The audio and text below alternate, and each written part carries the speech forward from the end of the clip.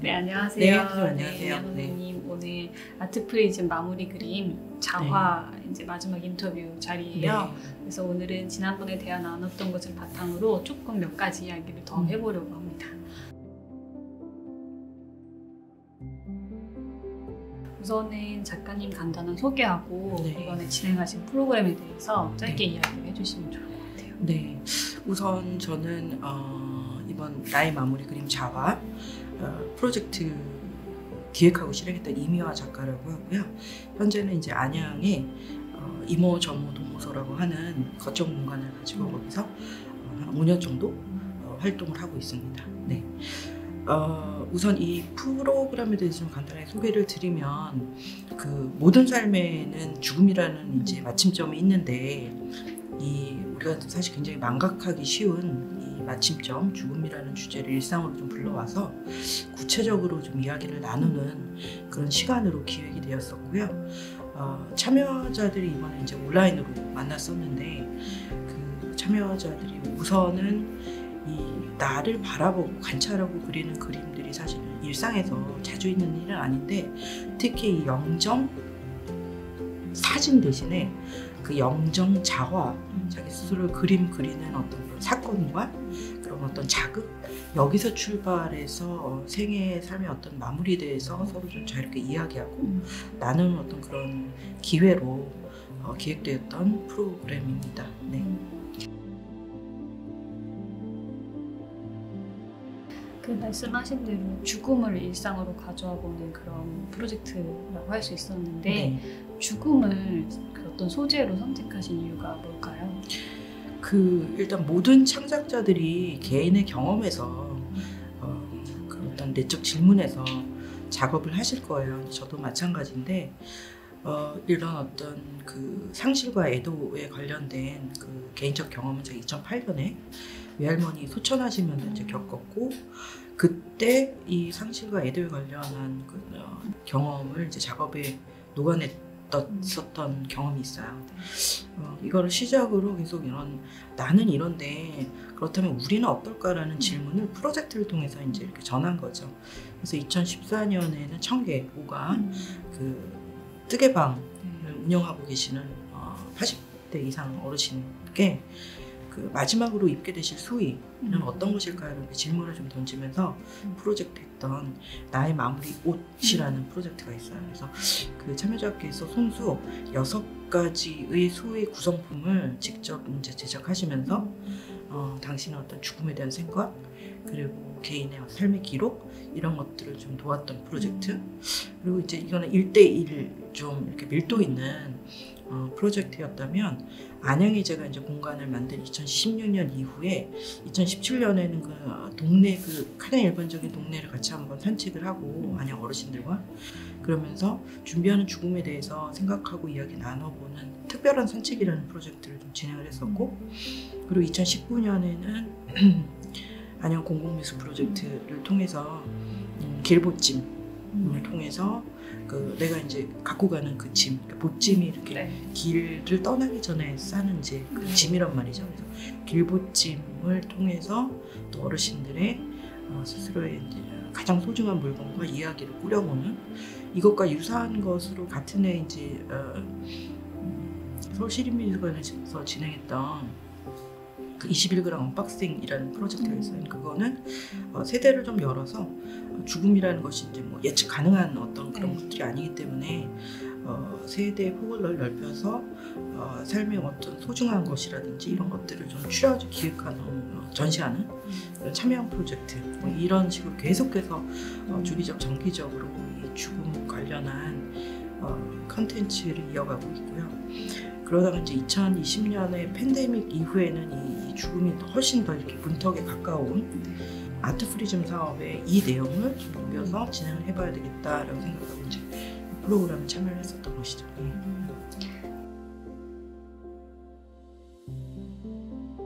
이번에 이제 온라인으로 뭔가 수업하시는 게 처음이었다고 들었어요. 네네. 그래서 온라인 수업의 다양한 가능성과 또 이제 한계점 같은 걸 보셨을 것 같은데요. 특히 죽음이라는 주제를 온라인에서 교육한다는 또 난제도 있었던 것 같고요. 경험하신 그 온라인 예술 교육은 어떠셨어요? 네, 우선 일단은 저한테 이렇게 익숙하지 않은 방식이었어요. 근데 이것은 참여자도 마찬가지였을 것 같아요. 우선 현장성을 잘 전달하기에는 진행자로서도 굉장히 좀 내가 부족한 점이 굉장히 많구나를 실험해 볼 수 있는 어떤 그런 기회였고, 그리고 아주 기본적으로는 줌 진입, 그러니까 디지털 소외의 문제이기도 하겠는데 이 디지털 장벽이라고 하는 그 문제 때문에 참여자들도 이 줌 디지털의 어떤 학습된 참여자들만 참여가 가능하다는 어떤 그런 제약, 이것 안에서 서로 조금씩 이렇게 조율해야 했던 것들, 기존의 프로그램에서는 일상에서 이제 그러니까 워크숍을 통해서 만났을 때는 이제 서스럼 없이 이렇게 뭔가 이렇게 상호작용이 원활했었는데, 이 온라인에서의 만나는 것은 또 진행자가 굉장히 좀 요즘 그 유튜버처럼 그런 어떤 엔터테이너로서의 자력과 이런 것들이 좀 필요하다라는 것들을 느꼈었습니다. 그래서 그 두 가지를 좀 낯선 상황을 좀 대면하는 게 좀 어려웠었던 것 같아요. 온라인 교육에 접근하려면은 어느 정도 디지털 세계에서 이제 좀 활발하게 뭔가를 하실 수 있는 분들이어야 할 텐데, 특히 만나신 분들이 중장년이시기 때문에 더더욱 이렇게 온라인 교육에 자연스럽게 접근하는 것들이 어려웠을 수도 있을 거라고 생각해요. 선생님께서 보시기에 이번 프로그램을 통해서 참여자들이 이러한 디지털 온라인 교육에 참여할 수 있는 조금 더 수월한 방법, 좀 보완되어야만 하는 지점 같은 게 있을까요? 2020년, 그러니까 작년에 그 이전에는 계속해서 문제가 없이 만나왔던 어르신들 그룹들을 2020년 초반부터 만나는 게 굉장히 어려워졌죠. 팬데믹 때문에. 그때 상당히 모든 어떤 컨텐츠들이 대체적으로 비대면, 그러니까 랜선화 되었고, 이를 통해서 어르신들의 소외 상황은 가중되고 중복되는 어떤 그런 현상들을 목도하면서, 예를 들면 이제 기본적으로 갖고 계신 스마트폰을 전화의 기능만 하시지 문자나 이런 것도 어려워하시거든요.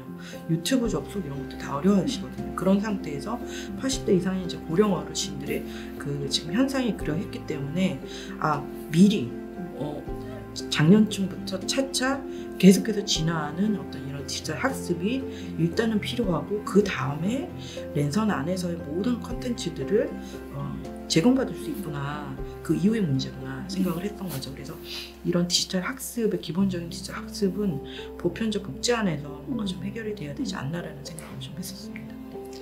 그러면 이번에 수업에 참여하셨던 분들 중에서도 이렇게 어떤 장벽 때문에 좀 어려움을 호소하신 분들도 계셨나요? 그렇죠. 일단 참여자분 중에 두 분이 이제 60대 후반, 중반이셨었는데, 처음에는 줌에 이렇게 핸드폰으로 접속을 하셔가지고 이걸 이제 조작이 어려우시니까 사실 얼굴을 이렇게 보시면서 이야기를 하셔야 되는데 천정해 보이기도 하고 집안에 이런 어떤 에피소드들이 있었죠. 그럼에도 불구하고 5회차에 짧다고 할 수 있는 이거를 일탈하지 않으시고 끝까지 완수하셨던 그런 지점에서는 굉장히 사실 감동, 스스로 저희 진행자 입장에서도 감동했었던 포인트입니다. 네.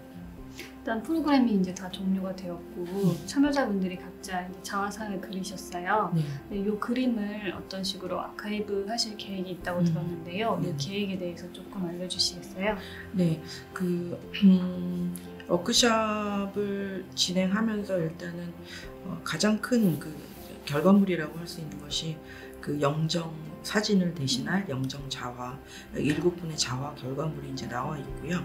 사실 이것은 일종의 발단이자 촉매제라고 할 수 있는데, 이 그림을 이건 특정한 목적이 있는 그런 의미 있는 그림이었기 때문에 이 그림을 그리는 과정에 무수한 생각들이 많이 나왔고, 그런 생각과 글을 이렇게 요약한 어떤 그런 문장과 글들이 이제 나와 있습니다. 그래서 그 참여자들의 글, 그리고 저희 이번에 이 프로그램에서는 사실 그림 영정 자화뿐만 아니라 자기 추모 기획이라고 하는 조금 큰 범위 안에서의 이 생각들을 한번 이렇게 질문을 던지고 그거 안에서 답변하는 그런 내용이 또 있었었는데요. 이는 일단 경조사들이 대체적으로 의뢰 문화가 이렇게 수용하는 방식인 거고, 이제는 교사의 문화 의례 자체가 나의 삶에 대한 개인의 기록, 일종의 그 개인전과 같은 방식으로 좀 접근해 보면 어떨까라는 또 하나의 이제 왜 내가 늘 국화꽃이어야 되고 그 장례식장에는 왜 같은 음식 이래야 될까라는 그 질문을 한번 참여자들한테 이제 전달을 드렸고 그로부터 비롯돼서 기획된 자기 추모 기획 구상 일종의 설계도 일종의 드로잉일 수 있는 것들이 취합이 되어 있는 상태거든요. 그래서 그것을 저희가 이제 아카이브 웹사이트를 이제 딱 열면 아주 전형적인 혹은 일반적인 방식의 갤러리 그림전처럼 시작이 되는데 하나 한 분을 클릭을 하면 그 안에 이 그림이 어떤 내용이었고